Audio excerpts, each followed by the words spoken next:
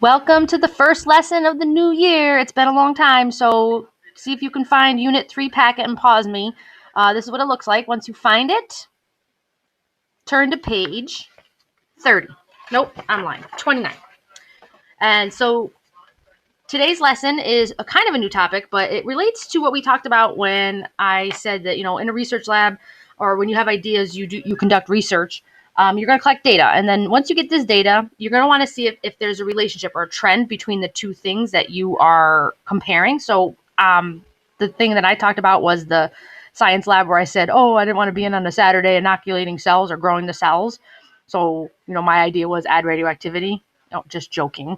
And what I would do is I would see if there was a relationship between adding radioactivity and the cell growth. If I added it, the more I added, would more cells grow. And then we talked about what really we did in the lab is we increased the temperature to a certain point. So that's all we really had to do. So the relationship really was fine enough between heat and cell growth. And so what you'll do is you research your ideas and then you put them on graphs and you see if there's some sort of relationship. And if there is, we go from there and we start asking more questions. So we're going to talk today about these scatter plots. So instead of just taking the ordered pairs, we're going to take the ordered pairs and put them into a graph. Okay. Scatter plots are graphs that use points to display numerical data. Okay, so not just the ordered pairs. It's a visual. And it's a scatter. It's just sorry. It's a graph that displays numerical data with two variables, or we call this bivariate data. Bi meaning two, which you're familiar with. Bivariate data. Two variables, right? So we have discussed with the running how, in 8th grade, we really have to stick with just comparing two things. It was the time that the person ran versus the distance versus the time, right? And so we talked about how there was a little bit more to that story, like the second time we ran, people got competitive, but we really can't put that into the situation. We only in our class compare two things. So bivariate data, two variables. Okay, we've been doing this all along. This kind of topic really should have come before all of the other ones, but it's kind of fun and it's kind of easy, so it's a really good one to do after the new year. Scatter plots can help determine if one variable has an effect on the other, or if there are overall trends, patterns, or an association between the variables. That's the big word for us.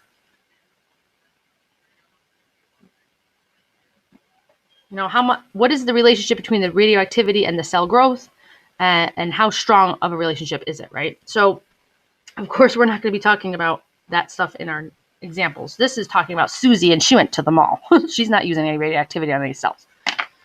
So let's read the question. We'll talk about it together. Susie went to the mall and surveyed shoppers to see how many items they'd purchased and the total amount of money they'd spent at the mall. She created a scatter plot below. How many shoppers did Susie survey? Well, in order to figure this out, you have to count up the dots. So 1, 2, 3, 4, 5, 6, 7, 8, 9, 10, 11, 12, 13, 14, 15, 16. So there's 16 pieces of data on here. Good thing that's all there is. Counting those dots like crazy. And so it wants to know, does the number of items purchased seem to have an effect on the amount of money, a shopper spent? Well, hello. And we talked about how some of these are so easy, and we talked about how some of the examples are so simple, but that's because we're trying to explain new math and we want to use it on things that are a little bit easier to understand. So number of items, as the number of items increases, you'll see that kind of sort of the amount that people spend increases, right? So you can see over here at 10, it's way up here. And then the 1, 2, and 3 items, you see like a little bit of a cluster down here. So I'm going to say that overall, it seems that people who bought more items also spend more money. I mean, that's not always true. You could go to the dollar store and buy lots of items and then go to where you guys go, like Apple. Buy one. I just went to Apple, by the way. Had to get a new phone. Wait till you hear the story. I'm so mad. Anyway, I went to Apple, and that was no cheap bill, right? So that was only one thing. But for the most part, they're saying overall, it seems like the people who bought more items also spent more money. Overall, the trend. It doesn't mean every single person for every single situation. It just means generally speaking. Haley, put that phone down. It seems that the people who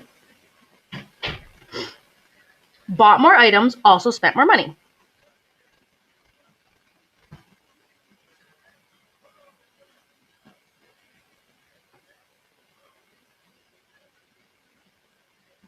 So this would be, I would think, in your general shops. What do you have in that mall? Hot Topic and I don't know, all those shoe stores. There's like a million shoe stores in that mall. The Destiny Mall I was in. For Pete's sake. Okay. So those kind of items in the general stores, that would seem to probably be where this would make a lot of sense. So we'll talk about different kinds of associations you could have. So positive association is if one goes up, the other one goes up too. So two variables have a positive association when the variables move together. For example, as one variable increases, the other variable increases. So the more you study, the better you do. But at the same turn, when they say they move together, it means if one goes down, the other one goes down as well. The less you study, the less well you do. So they kind of move in the same direction together, the two different variables.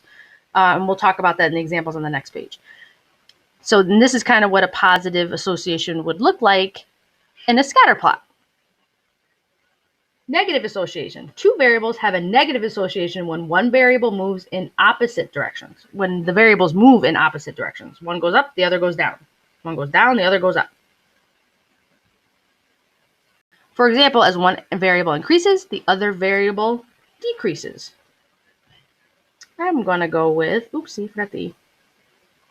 The more video games you play, the less well you'll do in school. Up the video game, down the grades. Down the video game, up the grades. See what I'm saying? Negative association.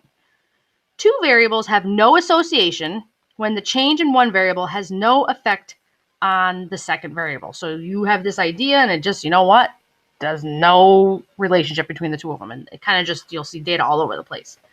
So let's talk about some specific situations.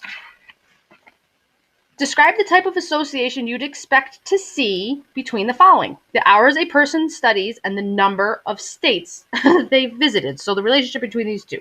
Is there a relationship between how much time somebody studies and the number of states they visited? I'm going to go with no. If you have to think about it, it's probably no. The hours a person studies and their grade on an exam. I would say the more you study, hopefully, the better you're going to do on the exam. I mean, that's what they're trying to get at, Don't be too picky. Oh, don't abbreviate that. Jeez, I almost did. Okay. The hours a person studies and the hours they spend watching TV. So the more you study, you're probably going to spend less time watching TV, and the less you study, the more you watch TV, which means when one goes up, the other goes down. Negative association. And we're going to write the whole word out there, folks. Jeez Louise. Jeez Louise. All right. And then this is going into, okay, I see a trend, and so what is it? Is it if there was a trend with the new, radioactivity on the cells, is it really worth it? Remember we talked about that, like I see an increase in the growth, but is it really worth like all this danger? We talked about how that was just a silly story, remember? We'll probably just mutate the cells and kill them, but, that was my pretend idea. So if a straight line can be drawn to follow the overall trend of a scatter plot, it is linear. So it looks like you can draw a straight line through the cluster of points, it's linear. If the points of the data are close together, the association is strong. And if the points of data are widely spread, the association is weak. And so just to point out, as we're running out of time a little bit, see how this, like if you were to draw, you could draw a straight line through these points and there'd be just as many points on the one side of the line as the other, where this kind of makes like you would draw a line to get through so that you have just as many on top as the bottom. You'd wind up with like a curvy line, linear, nonlinear. That's really a kind of a major point right here. So if you look at these graphs here, you have this one here is a positive, see how they're going up? Strong, linear. Positive, strong, linear. This one it's positive, it's going up, but it's not as convincing. There's not as many dots, they're not as close together as the other one, so we're going to say this is weak. And it's going up in a straight line, see? Linear. This one, it's positive, it's going up. I'd say it's kind of strong, but it's nonlinear. And you can wind up debating these a little bit, these strong, weak things. You know, it's a little sketchy sometimes, but I'll try to make them obvious for you. This is negative, linear, and strong. You can leave these blank if you want. I'm trying to save some time. This is going down, but you can see it's kind of curvy, so it's negative. This has, the key says weak, but I guess. Negative, weak, and non-linear. See how it's curvy? And this is just nothing. There's no relationship going on here. Okay, so I'm going to talk about these before you get to your exit ticket. Is there a relationship, do you think, between a person's height and their shoe size? So as a person's height increases, does their shoe size increase? One goes up, the other one goes up? Yes. So this is a positive association. Because as the height of people increase, their shoe size increases, for the most part. Generally speaking, you know. The number of letters in a person's name and a person's IQ, are those two things gonna like correlate to each other? They're gonna have a correlation between the two. Like, is the more letters in a person's name, the higher their IQ, or maybe the more letters in the person's name, the lower the IQ. Do you think that's gonna show up as having some sort of association? I hope you don't think that. All right. The number of absences a student has and a student's GPA. So do you think the more absences, the higher the GPA? That doesn't make sense. What about if the number of absences is up, the GPA would go down, right? But if the number of absences goes down, the GPA would go up. I think there is a relationship, and I think that it is negative because as this goes up, this will go down. So if this goes up, this will go down. On the contrary, right, if this goes down, if you see a decrease in their absences, then their GPA would go up. But see how the arrows are opposite, so this is negative.